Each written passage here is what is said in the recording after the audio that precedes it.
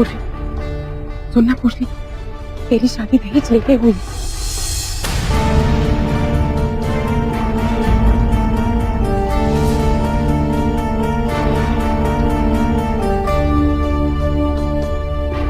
मैं मजाक नहीं कर रही हूँ पूर्वी, मैं सच कह रही हूँ। मैंने खुद अपनी आंखों से देखा कि अंकल लड़के वालों को 25 लाख रुपए दे रहे थे, और बात यही खत्म नहीं होगी। शादी के बाद वो और 25 लाख ऐंठने के चक्कर में।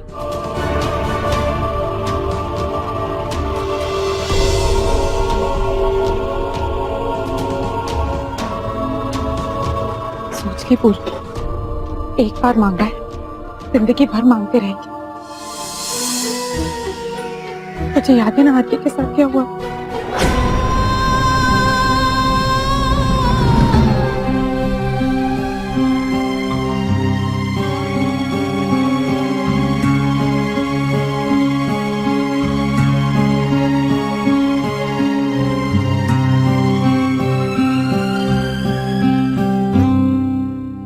जी, ये पूर्वी की सहेली उसके साथ क्यों?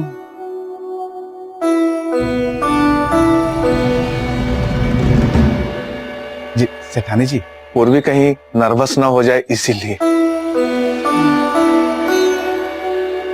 हम सब ने कसम खाई है ना कि ना हम कभी दहेज लेंगे, ना देंगे। और जो कुछ भी करना है पूर्वी को, वो तेरे हाथ में।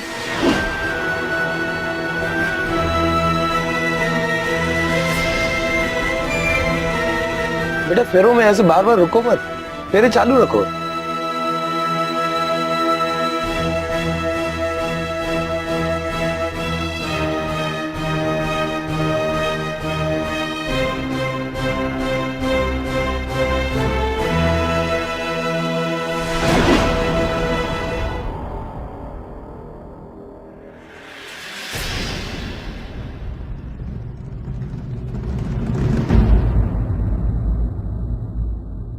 पापा, मुझे आपसे बात करनी है।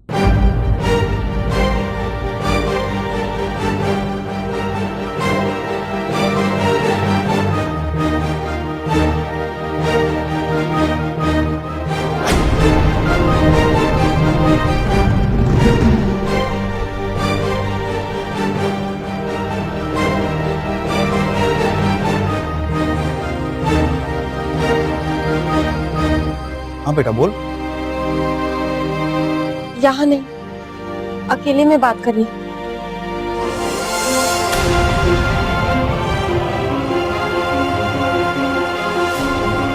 ये क्या बात हुई बेटा? इस तरह चलते फेरों के बीच अचानक? पापा प्लीज।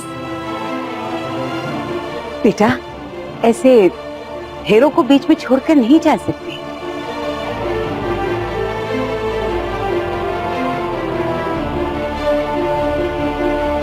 ये मेरी पूरी जिंदगी का सवाल है पापा।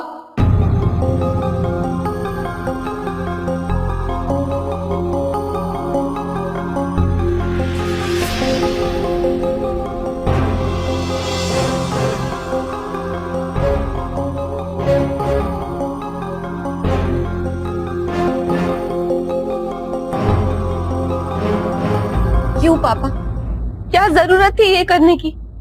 बेटा तुम नहीं जानती हो कि आप नहीं जानते पापा कि दहेज देकर आपने मुझे कितनी तकलीफ पहुंचाई।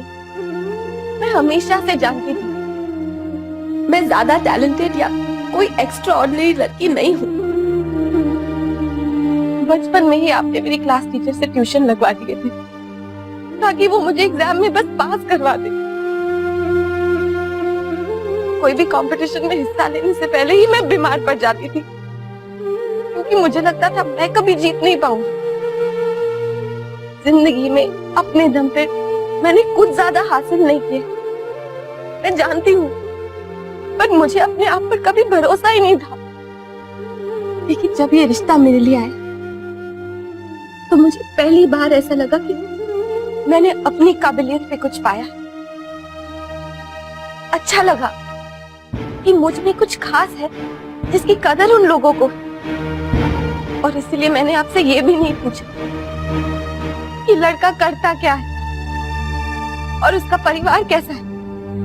मुझे नहीं पता था कि जिस बात पर गर्व महसूस कर मुझे इतनी खुशी हो रही थी, वो खुशी पाई नहीं, खरीदी हुई है।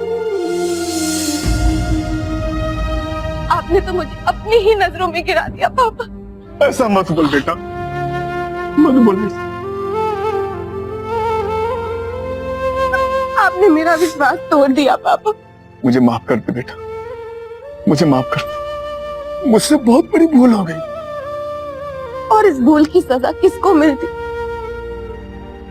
अब अगर चौथा फेरा नहीं होगा तो क्या कहोगे आप सबसे? ऐसा मत कह बेटा, बस तू चौथा फेरा ले ले। बेटा, अब ये शादी रोकने से बहुत बदनामी होगी। मेरी बात को समझने की कोशिश। अंकल, क्या आप पूर्वी को दूसरी आरती बनाना चाहते? आपको पता है ना, दहेज की वजह से उसने अपनी जान दे दी। अगर आप ये सोच रहे कि लड़के वाले 25 लाख लेकर खुश रहने वाले, तो आप गलत सोच रहे। आपके जाने के बाद मैंने खुद उन्हें ये कहते हुए सुना कि शादी के बाद वो आपसे और 25 लाख मांगने वाले। अंकल, एक बार जिसके मुंह ये लालच का खून लग जाए, तो जिंदगी भर मांगते रहेंगे। और हम में से ये कोई भी नहीं चाहता है कि पूर्वी दूसरी आरती बन जाए।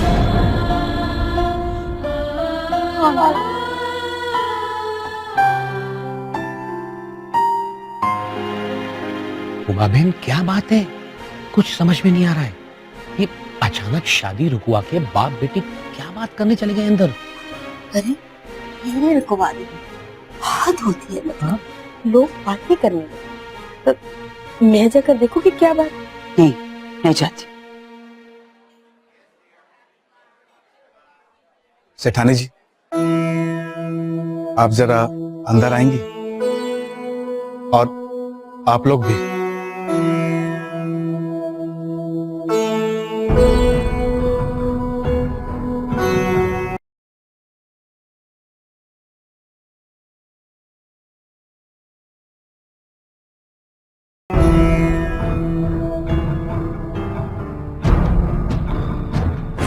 क्या बात है तुषार भाई? मुझे माफ कर दीजिए सेठानी जी।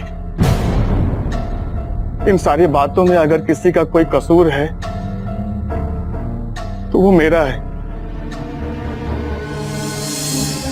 मैंने अपनी बेटी से सच्चाई छुपा के बहुत बड़ा गुनाह किया है। सेठानी जी, अब उसको सब पता चल गया है और अब वो चाहती है कि ये शादी ना हो।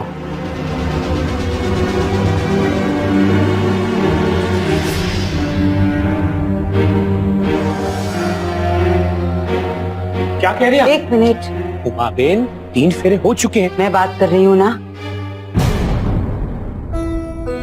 तुषार भाई, क्या हुआ? अभी तक तो सब कुछ ठीक था, ये अचानक क्या हो? सेठानी जी, पूर्वी ने कसम खाई है कि जो दहेज लेंगे वो उस घर में कभी भी नहीं जाएगी। कौन सा दहेज? कैसा दहेज?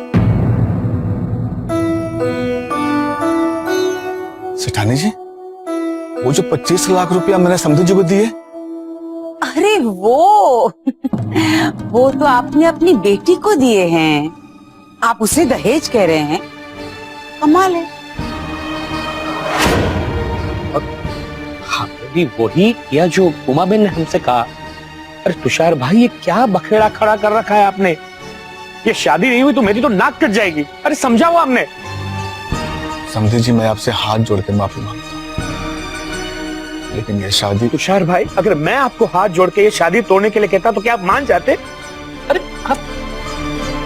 तुषार भाई, आप अपने दिमाग से दहेज का नाम निकाल दीजिए।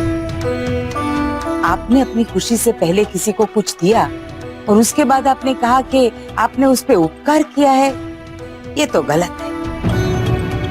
और ये दहेज दहेज बोल के आपने बेचारी पूर्वी को कंफ्यूज कर दिया।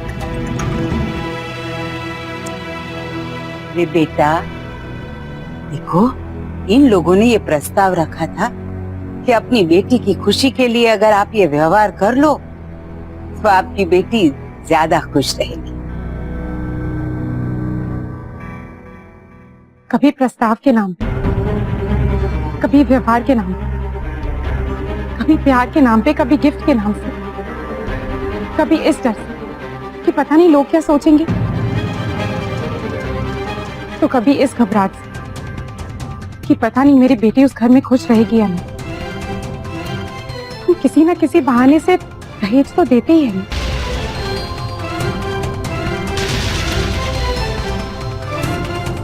और आज भी यहाँ यही हुआ। नहीं नहीं बेटा, हमने पूर्वी को पैसों की वजह से नहीं, उसमें गुण देखे इसलिए पसंद किया है उसे। तो क्या आप बता सकते हैं कि पूर्वी ने कहाँ तक पढ़ाई की है? नहीं, नहीं बता पाएंगे आप, क्योंकि कितने पैसे देंगे इससे ज्यादा तो आपने कुछ पूछा ही नहीं होगा। कोई बात नहीं, मैं आपको बताती हूँ।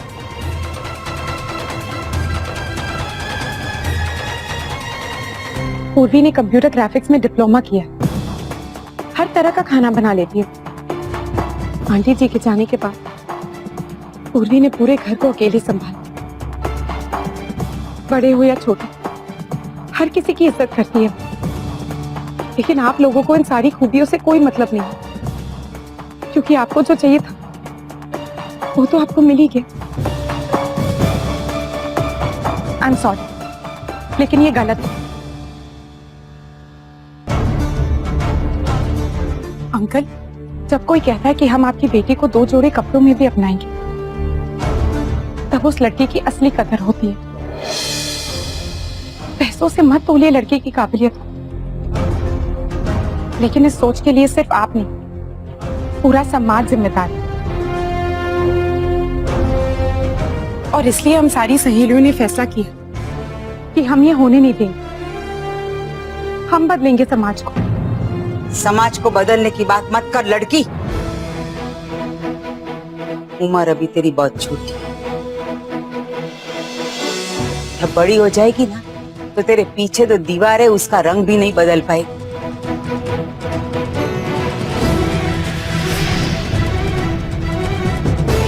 समाज को बदलने चाहिए। आजकल की लड़कियां ये टीवी पे जुलूस देख देख कर हाथों में झंडा उठाकर निकल पड़ती है। भ्रष्टाचार के खिलाफ ठीक है, लेकिन समाज के शिष्टाचार के खिलाफ अगर उंगली उठाई ना, तो ये समाज ऐसे करके निकाल देगा तुम्हें।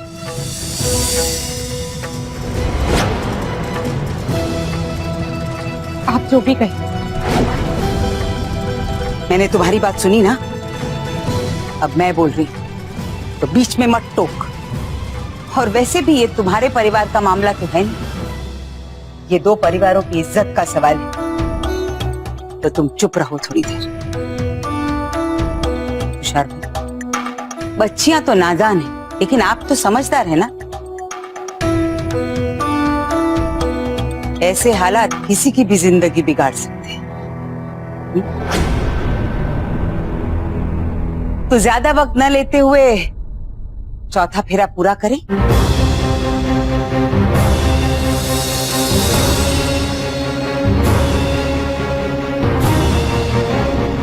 चलिए।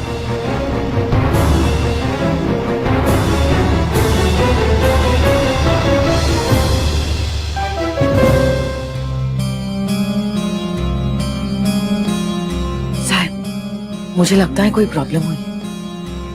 अरे भाई इतना टाइम क्यों ले रहे हैं? मुझे और भी शादी में